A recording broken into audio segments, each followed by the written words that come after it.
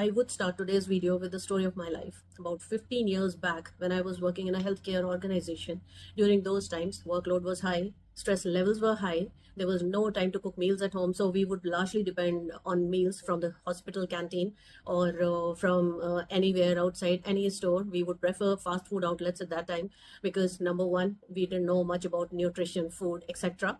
And number two, it was available faster, so no special focus on what I was eating. And the result was quite apparent. One fine day, I suddenly fainted when I was out with my family, and that rang the alarm bell for me. I got my health checkup done and found that I had not one or two but many health issues. I started working on it. I learned about nutrition. I studied nutrition. Now, since I had nutrition education, I made very meaningful changes in my diet. I made some changes in my lifestyle also. But then I was realizing that the amount of effort that I was putting into my nutrition and food habits, the results were not comparable. I was not getting as good results. And this was the time when I got this opportunity to sit for an exam for lifestyle medicine certification, and that changed everything for me. I got to know about so many things which I hadn't known earlier. And today in this video, I'm going to share a few secrets no one may have ever told you. Watch till the end for maximum benefits. And I learned the hard way, but I'll try and make it easier for you. Let's begin. Now picture this, because this is what I actually went through.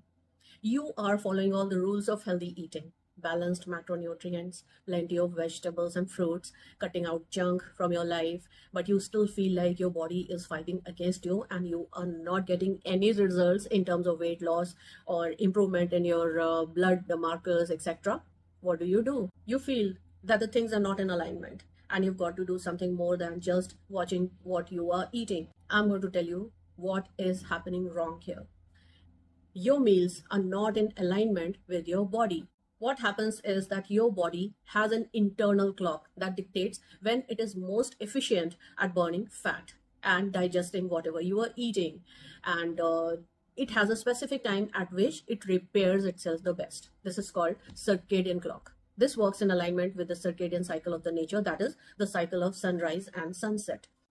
And before I share with you what I did exactly, let's get into some lessons in science. I'm going to share a small clip with all of you. This clip is taken from a presentation that I made years ago in 2022. And this became a much sought after clip, but today I'm sharing it with you for free of cost.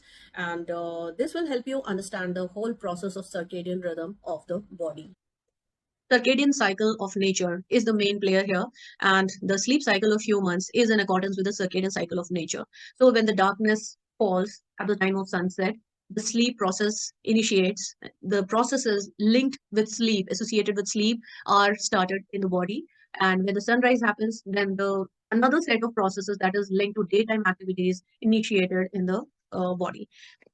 Suprachiasmatic nucleus, or the central clock, it's a tiny part of the brain. This is the part that controls our synchronicity with the circadian cycle of nature. The biorhythm according to which our body aligned with the circadian cycle is called circadian rhythm. Like suprachiasmatic nucleus, every tissue, organ, and system in the body has its own peripheral, its own bioclock. And these clocks are called peripheral clocks. And these also perform various functions. We will get to know later when we see the next slide. Pineal gland. This is a gland situated at the base of brain, and this regulates the melatonin secretion. Now, this is just a diagrammatic representation of what all processes are happening when we are about to initiate sleep stages. So retina receives the stimulus of darkness or light, and there are other environmental factors which also receive certain stimuli that are related to our sleep initiation. And these are feeding patterns, like what time of the day do you eat your last meal? Is it like you have many social commitments during nighttime? Is it like some events are coming up, some festivals are coming up when you're required to stay till late at night, and when you are expected to eat later at night? So all these factors, they affect our sleep cycles. And the impulse is received by suprachiasmatic nucleus regarding sleep patterns. Suprachiasmatic nucleus communicates with the peripheral clocks, and it also communicates with the pineal gland. So the peripheral clocks on communication, they regulate certain other activities which are related to sleep onset, and these are core body temperature. We know core body temperature drops for sleep to begin, and this is a function of peripheral clock.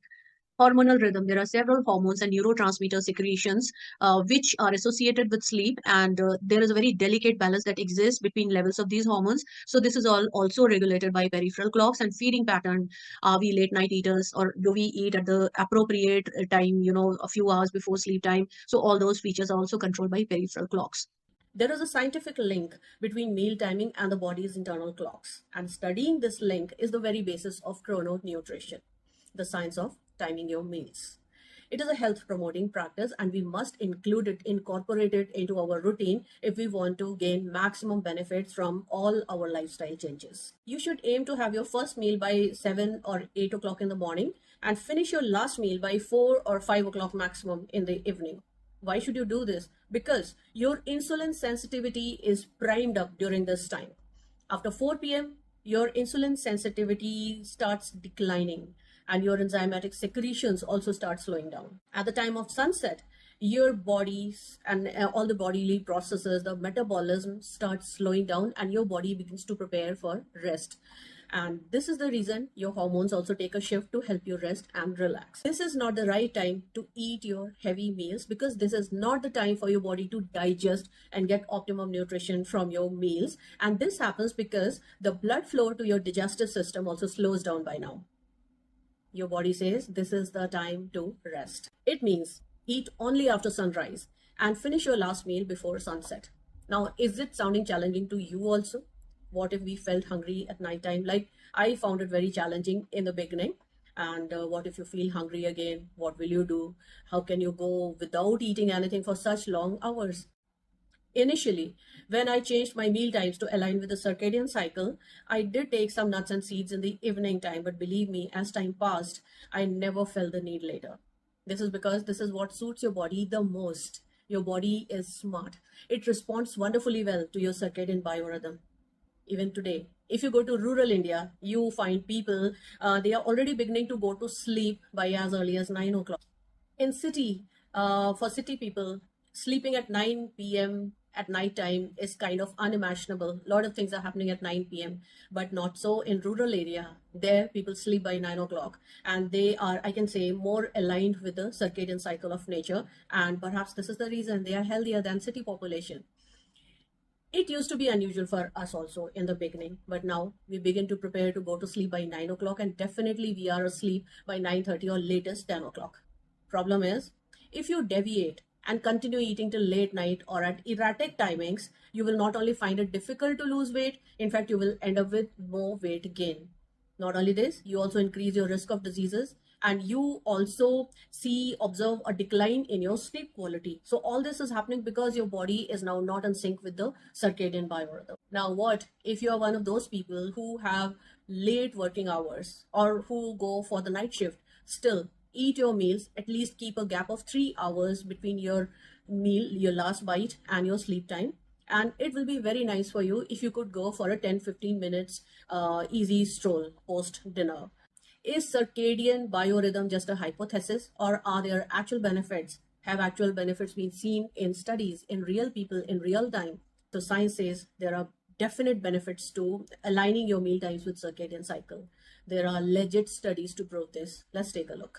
Delaying the first meal by 1 hour increases overall CVD or cardiovascular disease risk by 6%, while delaying the last meal after 9 o'clock in comparison with having your last meal at 8 o'clock at night time, this increases cerebrovascular disease risk by 8% per hour. Individuals with the most irregular sleep timing had double risk of developing cardiovascular disease. When it comes to diabetes risk, then eating the first meal after 9 o'clock in the morning is associated with a 59% higher risk of type 2 diabetes in comparison with those who are eating their first meal before 8 o'clock. If we talk about cerebrovascular disease or diseases of the brain, then last meal after 9 o'clock compared to before 8 o'clock at night time was associated with 28% higher risk of cerebrovascular diseases. That means increased risk of stroke. And what about weight gain? What about obesity or risk of obesity? Well, 23% higher odds of being overweight or obese if you're not eating on time and if your meal timings are not aligned with the circadian cycle. Even worse, the adverse effects of late eating are often independent of total calorie intake. Even if your number of calories that you eat in a day is less, even then, if you are eating till late night, you will still gain weight, and it will be kind of resistant weight gain, as in you will have to try very hard to lose even a few grams.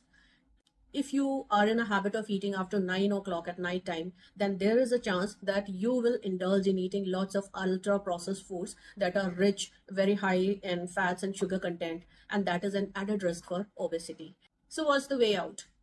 Well, it's very simple. Align to the nature, the sunrise and sunset. It seems difficult, right? Because you don't seem to know when, where, and how to begin. So let me help you with that. So here's a plan to put you back on track. Step 1. No change. Do not change anything. Just observe how you live, how you eat, how you sleep, what are your timings, etc. Just pay attention to how you pass your day, how you exercise, and note your first coffee or bite and your last snack timings. Most people realize when they do this that they are actually eating over a 14 or 15 hours window. So basically, aim is very simple. First, analyze what you are doing already. Then identify where there is a scope for some improvement. Then work on it. And then analyze your results again and resolve the issue perhaps. So this is what you have to do in step 1. Now let's move on to step 2. Step 2 marks a slow and steady beginning. So set a 12 hours window for meals. If you have breakfast at 8 o'clock, finish your dinner definitely by 8 p.m. at night. Close the kitchen after dinner. No food should be available on the counter after 8 o'clock. This is the hardest part because your mind will wander and you will tend to continuously think about food. If you're really craving for something at night, then you can eat a few nuts in the beginning, but try and get off the nuts or anything eaten late at night. And if you're really craving for something at night, have some herbal tea, have some water. More often, what happens is when you are thirsty, you feel as if you are hungry. So have some herbal tea or some water. Chamomile tea at night is a great addition to your meals because it also helps you sleep in a calm manner. Step 3. Now you make the big shift. Aim is to shift higher calorie intake and larger meals towards first half of your day. Aligning your meals with circadian cycle is all about front loading. So your body is great at processing food when the sun is up, rising, and pretty terrible at it when it is dark or when the sun is setting, in the process of setting. So our first meal should be about 1 to 2 hours after we wake up, and eat a real breakfast, eat a heavy breakfast. There's no point in starving yourself till noon, not have anything in the breakfast and just surviving on coffee. It's a bad idea. So have your breakfast. It is a must to set your metabolism rolling for the day. Our body is primed up to receive nutrition, assimilate, digest, and then assimilate and optimally absorb all nutrients in first half of the day. And this is the time when you should have your largest meals. Breakfast should never be skipped and should be the largest meal. I suggest that 60% of your total daily calorie intake should happen in the breakfast. And your lunch and dinner should provide just about 20% each of your total daily calorie intake. Step 4. Now go for time restricted eating by the rule. And what is the rule? For your meal pattern to be called time restricted eating, you need to have 14 clear hours of fasting window. And rest 10 hours can be your eating times, your meal times. And that is to say that finish your meals within these 10 hours window. And if you have successfully completed step 3, now you are ready to tweak your eating window even further. So shift your eating window earlier by 1 hour to 7 a.m. in the morning. Start eating in the morning by 7 a.m. and finish by 5 p.m. in the evening. Once you have done this, you are now a pro at time restricted eating, I'm telling you. Soon, results and health benefits will also start showing up. You feel lighter, you feel more energetic, happier, and relaxed. You have better focus also. The trick is to make it enjoyable, not a punishment. Keep in mind these points. Number 1, don't be a loner for sake of food. If you have a Friday night dinner with friends that goes until 10 o'clock at night or maybe even later, go enjoy it by all means. Just don't make it your every night habit. So the next day, which means go out on a Friday night, have fun with friends, but from Saturday onwards, again, get back to your routine that you have adopted by going through these 4 steps. Number 2 is consistency. Consistency is better than perfection. Your body loves a routine. Try and keep your start time and your finish time roughly on the same time, even on weekends. When you're not going out, when you're not socializing, then stick to these timings, because this is what is going to bring result. And number three, listen to your gut. If you feel starved, if you feel shaky, then just go and eat, take a bite. And the choicest food should be in such times, the choicest food should be your nuts and seeds, and mix them with some raisins for even better results. And idea is to encourage a long-term sustainable approach, emphasizing listening to your own body's requirements. And this is done for the lasting well-being. Aim is to become a better version of you. Aim is not to punish your body for observing these circadian cycle changes. So make the changes, enjoy the new, healthier you. So that was today's video topic. Hope you find these tips useful and apply them to your lifestyle to be a better, healthier version of you. Authentic health information is a part of modern healthcare. To support this channel and our mission of sharing science-backed lifestyle practices, please like and share this video and subscribe. It is a simple but powerful way to help us sustain this work and ensure that medical accuracy reaches out to those people who need it the most. Thank you for watching, and let's keep the focus on evidence-based science when it comes to matters related to our lifestyle and our health.